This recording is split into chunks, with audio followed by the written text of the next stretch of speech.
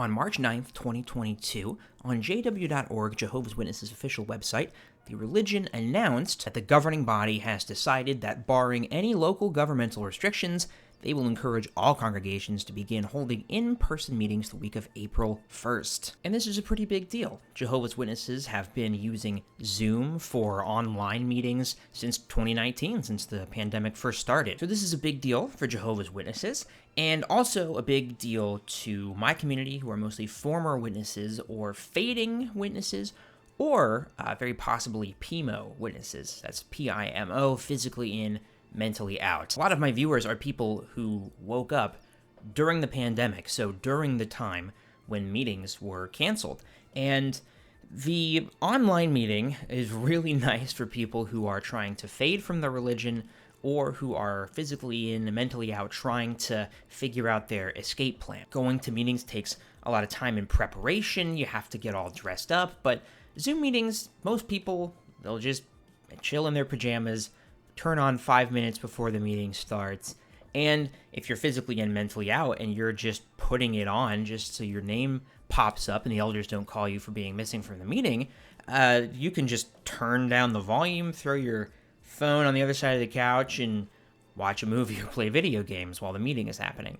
But now that Jehovah's Witnesses are going back to meetings, it will be more obvious when you're not there. It'll be easier for the elders to follow up on you and pressure you to come to the meetings. There's a lot of social pressure to attend the meetings. It is seen as an essential part of your worship. You cannot have a deep relationship with Jehovah if you're not going to all the meetings. So instead of being able to chill at home while the meeting is happening, now physically and mentally out people have to actually go through the effort of putting on a suit or a dress and getting ready and at least going through the motions of preparing for the meeting, maybe commuting to the Kingdom Hall, interacting with people face-to-face, socially for an extended period of time, sitting there in an uncomfortable chair for almost 2 hours. You have to go through the whole rigmarole, and that is a lot more exhausting than just sitting on your couch with Zoom playing in the background.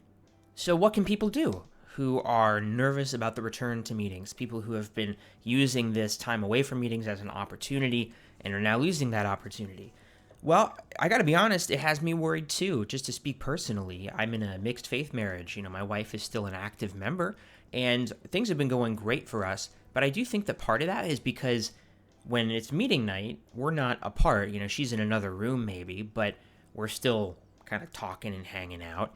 And same thing with the ministry. We're not apart. She doesn't have to go somewhere else. So it feels like we're still spending a lot more time together during the time when spiritual activity is happening, even if we're each doing our own thing.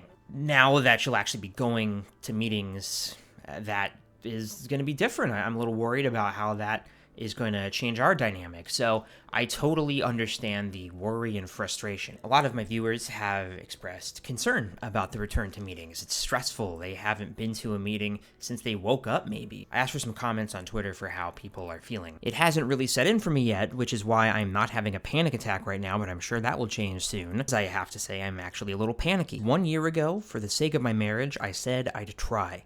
Now I'm gearing up for a convo where I tell her I'm not going back, which may mean the end of my marriage or the end of happiness in my marriage for a while. So morale is low about going back to meetings. What's interesting, though, is that I'm also getting a lot of comments that physically and mentally and, just dyed-in-the-wool members of Jehovah's Witnesses are not universally happy about going back either. Some people, especially elderly people, had maybe really gotten used to the comfort of going to the meeting in their own home.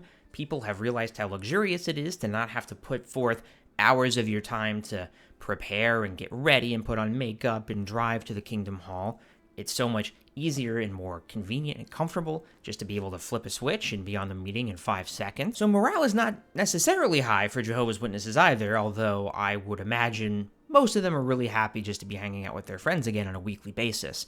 Watchtower relies on love bombing and the communal aspect for the vast majority of its appeal. The doctrines of Jehovah's Witnesses are generally not appealing. If the people weren't nice and friendly and you didn't get a big warm hug from your friend at the Kingdom Hall every once in a while, I don't think there would be that much appeal to joining the religion. So eventually I do think that it will get back to normal, so to speak, but that can also be a cause of concern, right? Because physically in, mentally out people are often, maybe I'm just speaking for myself, but I would get worried that I would somehow get sucked back in and that my mind would kind of be taken from me again. So maybe you're worried about that. Maybe you have a friend or a family member who's starting to question, and now you're worried, oh, they're going to go back to meetings, and it's just going to totally drown out all the doubting critical thinking that they were doing. Like I said, I hesitate to give advice on this channel, but everyone seems a little iffy about it, a little panicky, a little nervous.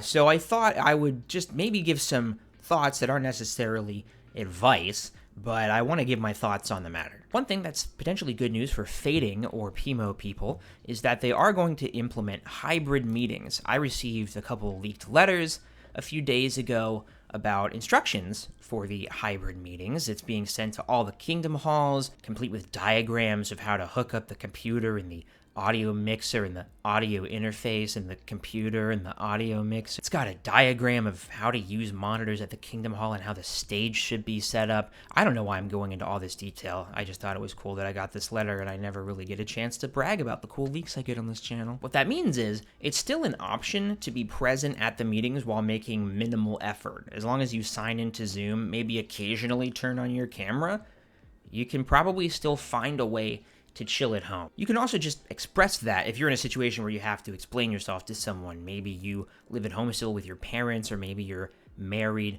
Well, if they are wondering why you don't want to go back to Kingdom Halls, just say it's too stressful, you're just not ready yet, and say that you'll tune in over Zoom. That might buy you a little bit of time. The other thing is, I do think a lot of witnesses are going to be reminded of how lame meetings are and how inconvenient they are. As much as the social aspect of it will remain the same, I do kind of wonder if some will realize that, we kind of had a better setup before. It'll be like those complaining Israelites in the wilderness. But if people realize they don't like being at the meeting, it might kind of cause them to plant a seed as to why that is, and that could get them thinking. Now, where I give my opinion, not advice, but my opinion, is one good thing is potentially that it does give a hard date on the calendar to people who have been fading or PIMO for a while, but need some motivation to kind of kick them a little bit and get them going out the door. Once you're fully awake, going to the Kingdom Hall